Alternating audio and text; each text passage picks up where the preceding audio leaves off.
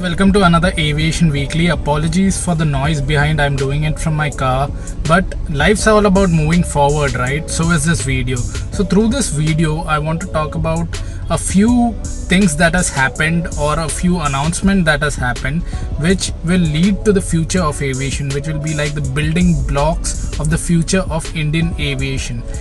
So the first thing I want to talk about is the revival of Jet Airways in 2022. The second thing I would like to talk about is a few announcements that has been made by the aviation minister, and thirdly I want to talk about the sale of Air India and a few incidents which are related to Air India. So I think all these factors will play a major role in the future of Indian aviation. When I talk about the future of Indian aviation, what do I mean? I mean aviation jobs, I mean aviation infrastructure, etc. So these factors or these news or these things that has happened or is going to happen will play a major role in building the future of Indian aviation. So let's go, guys.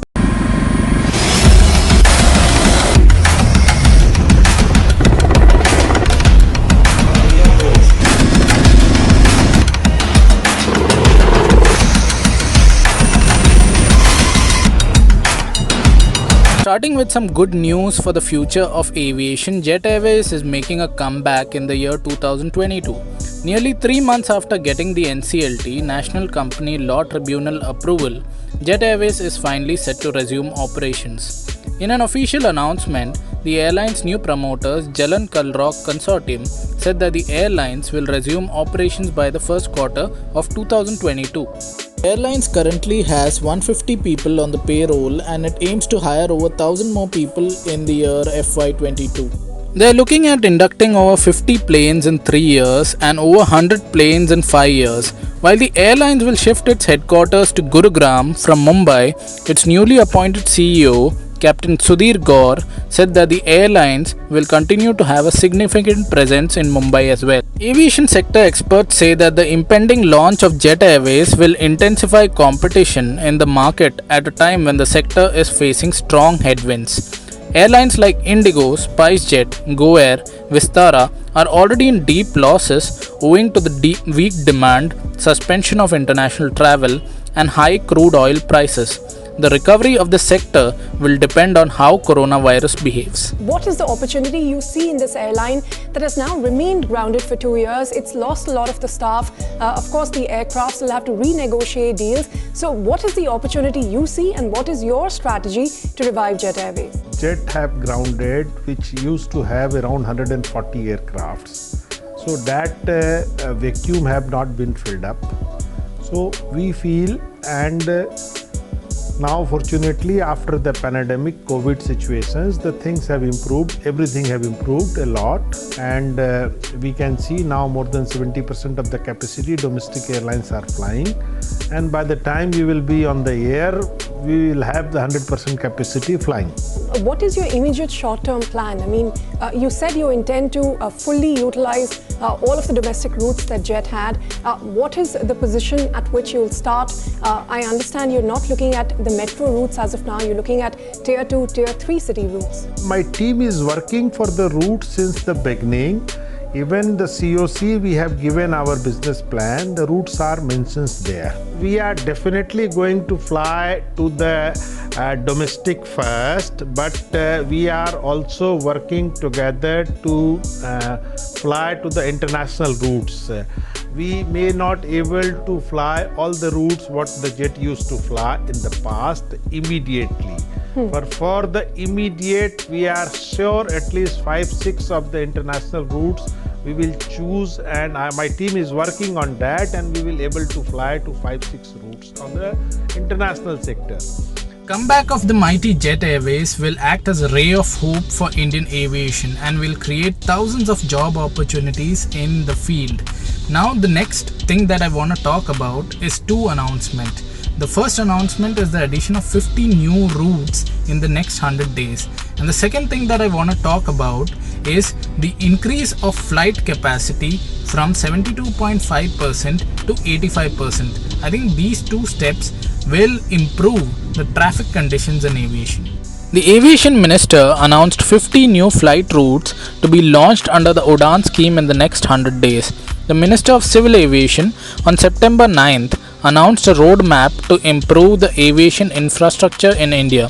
The minister said he had infrastructure and policy targets which will be implemented by November 30th.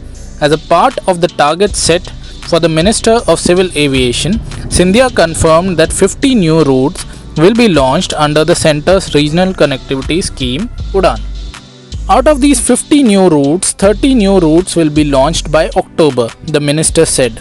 Of the 30 new routes, Alliance Air will launch 6 new routes, Indigo and SpiceJet will launch 4 new routes each. In addition, the Big Charter and Star Air will launch 8 new routes each. Scindia also said that his ministry plans to start operations of 6 heliports and 5 new airports in the next 100 days. Second good announcement is that the airlines can now operate at a maximum of 85% of their pre-COVID domestic flight capacity instead of the 72.5% allowed till date, the Ministry of Civil Aviation stated on Saturday. The carriers have been operating 72.5% of their pre-COVID domestic flights since August 12th according to the ministry's order. Between July 5th and August 12th, the cap stood at 65%. Between June 1st and July 5th, the cap stood at 50%. These steps will bring in more traffic, further revenues for airlines, which means further expansions and further jobs. The next news I want to talk about is the sale of Air India, who will bag the Maharaja's crown.